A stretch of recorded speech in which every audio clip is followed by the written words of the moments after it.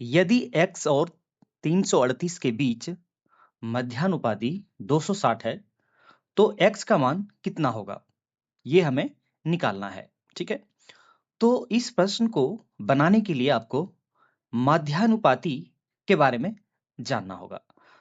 अगर कोई दो संख्या है, मान लेते हैं कि एक x है और एक y है, इस दोनों का हमें माध्यानुपाती निकालना होगा।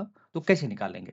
कुछ नहीं करना है, इस दोनों को आपको क्या करना है, गुना कर देना है और इसका स्क्वायर रूट निकाल देना है। इसी को हम 2 नंबर का माध्यानुपाती निकालना कहते हैं। ठीक है, अब क्या है, x और y के जगह में प्रश्न में दिया हुआ है x इंटू 338। ठीक है, इसका माध्यानुपाती कितना दिया हुआ है, 260, यानी कि इसका अगर स्क्वायर रूट निकालेंगे तो कितना आएगा, 260 आएगा। अब इसे आगे अगर सिंप्लीफाई कर देंगे, यहां से स्क्वायर रूट अगर हटाएंगे तो क्या हो जाएगा, x इंटू 338 इक्वल टू इधर क्या हो जाएगा, स्क्वायर हो जाएगा गुने 260।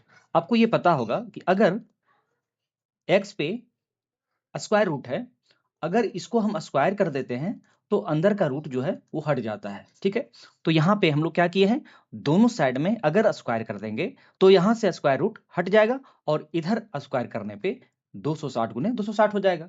अब इसे हम आगे सॉल्व करेंगे तो कितना हो जाएगा, यहाँ से आपका x का वैल्यू निकल जाएगा।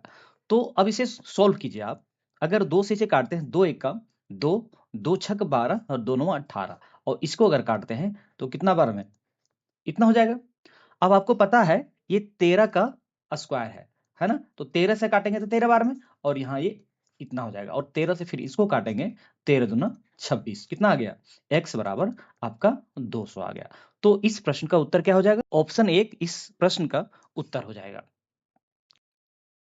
लेकिन इस प्रश्न को आप यहां तक अगर पहुंचे हैं, जैसे x बराबर कितना, 260 गुने 260 बटा 338, इतना ही कर लेंगे तो आपका उत्तर यहां से आप प्राप्त कर सकते हैं। आपको पता होगा भाजक गुने भागफल इक्वल टू क्या होता है, भाज्य होता है, यानी कि जो भी यहाँ पे वैल्यू आएगा उस और जिससे हम भाग दे रहे हैं उसको अगर गुना करेंगे तो ये टोटल आना चाहिए, है ना।